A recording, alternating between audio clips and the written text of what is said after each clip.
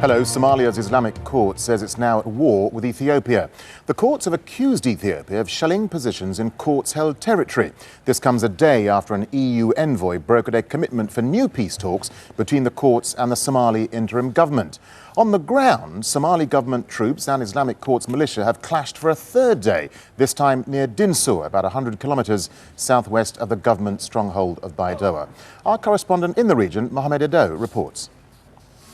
The latest round of fighting comes only a day after both sides committed themselves to peace. European Union Commissioner Louis Michel helped broker an unconditional agreement to return to talks from both sides. But with the fighting gaining momentum, the situation does not provide for much optimism on Michel's initiative. Analysts now doubt whether the two sides in Somalia's conflict are ready for peace. The Islamic Courts Union has vowed not to stop the fighting until they drive alleged Ethiopian forces in Somalia out of the country.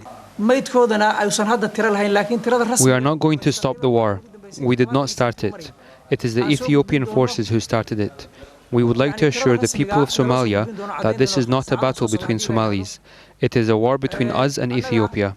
We shall not end the fighting till we get the Ethiopians out of our country. On the streets of Mogadishu, it's business as usual for most people. The city is teeming with supporters of the Islamic Courts movement, and hundreds of young men have volunteered to fight alongside the forces. But public opinion is divided on the war. Ahmed Jimale here says the fighting between the Islamic courts and Somalia government backed by Ethiopia is inevitable. He says Ethiopia chose war with Somalis when it sent its troops into Somalia. For others like Amina Haji Ilmi, this war could have easily been avoided. I hope they realize the problems they are causing Somalis and stop the war. The people of Somalia have faced many problems in the past 16 years of war. They have also been ravaged by famine, disease, droughts, and floods. I wish they could stop the fighting. Humanitarian agencies are warning that an all-out war in Somalia would have disastrous consequences. Floods have already forced nearly 500,000 people from their homes. Now, aid agencies say another 400,000 people could be affected by the fighting. They say refugees are streaming towards the border with Kenya and are asking for $30 million to help. Mohamed Ado, Al Jazeera, Mogadishu. And we hope to be able to join our correspondent in Mogadishu a little later in the programme. Now, there are fears that any advance by Somalia's Islamic Courts Union will aggravate an old border dispute with Ethiopia. Many Somalis have moved to Ethiopia because of war in their homeland. But now there's concern that the new unrest in Somalia will stir up an old territorial argument between the two countries. Calais Maestri now explains. 37-year-old Ado Adam is a Somali refugee. She and her family fled their homeland to escape the fighting. They've been living in the Ethiopian capital for 5 years. Life here is tough, but one that's not disrupted by conflict. In recent days, Ado has once again been worrying about the threat of war. She tells me she doesn't understand the politics, but she's very concerned about her family, who live in a small town on the Somali-Ethiopian border. There may be political differences between the Ethiopian government and the Islamic courts, but here on the ground things are very different. This is St. Michael's, better known as Little Mogadishu, where Somali refugees have been living alongside the Ethiopians for years. But Ethiopians and Somalis haven't always lived happily side by side. Theirs has often been a relationship based on distrust.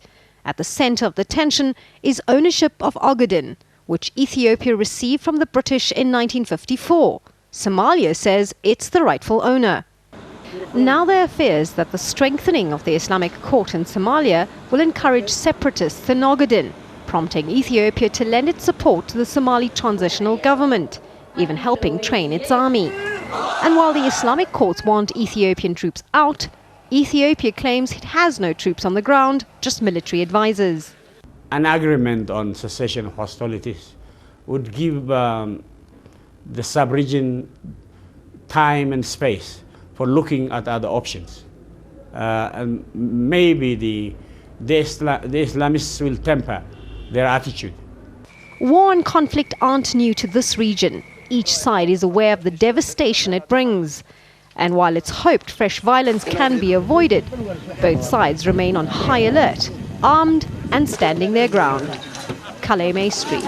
Al-Jazeera, Addis Ababa, Ethiopia. Well, let's get more on the ongoing fighting in Somalia and join our correspondent there, Mohammed Ado. He's live in Mogadishu. Mohammed, the fighting continues despite the peace talks. Any chance of Ethiopian troops actually leaving? Because that seems to be the main sticking point.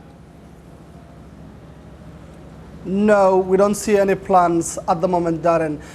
Ethiopian troops have said they have all the right to support the government, and the Ethiopian government has often maintained that it will get into Somalia with its troops to help the Somali government in case of any imminent attack from the Islamic Courts Union. And now with fighting around Baidoa, there is no talk of Ethiopian forces leaving Somalia anytime soon.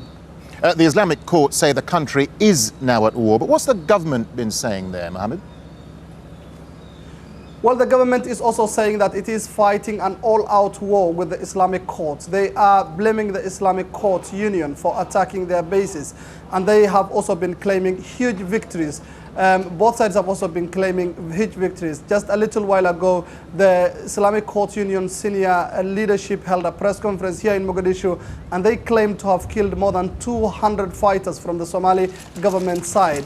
Most of them, they are saying, are Ethiopians. They say they have also nabbed about 4 Ethiopian armored vehicles, and they say on their side about 20 of their fighters have died, and up to 60 of their fighters have also been injured. There is no independent confirmation for these figures up until now. And where does all of this fighting leave the peace talks? Because the signs look discouraging, don't they? Indeed, they do. The peace talks that had earlier on collapsed in Khartoum, there were hopes that they would be revived with the peace mission by the EU envoy Louis Michel yesterday, after the two groups agreed to come back to talks unconditionally. And now with the fighting continuing, there is little hope that the two sides might agree. The Islamic courts are saying and have been saying that this war has begun, and there is no stopping, they are not going to stop it. And this has also raised huge fears on the side of the humanitarian community. The UN had just released a press release saying that this ongoing fighting is affecting the humanitarian aid being taken to the people. The UN humanitarian coordinator for Somalia, Elie Laroche, says that thousands of people who need food aid and all kinds of medical supplies after they were declared homeless by the floods that hit the country cannot now be assisted because of the ongoing fighting. All right, Mohammed Ado, live there in Mogadishu. Thank you very much indeed.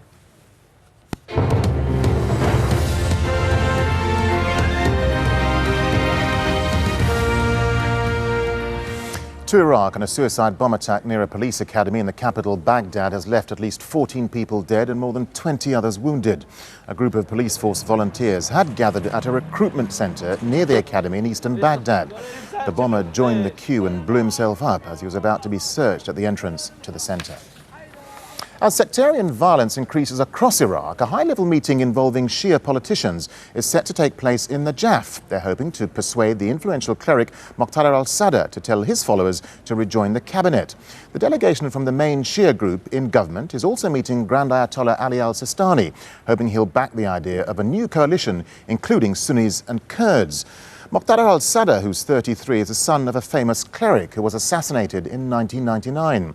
Muqtada commands the Mahdi Army, a militia of 60,000 strong, although it's believed parts of the militia no longer report to him.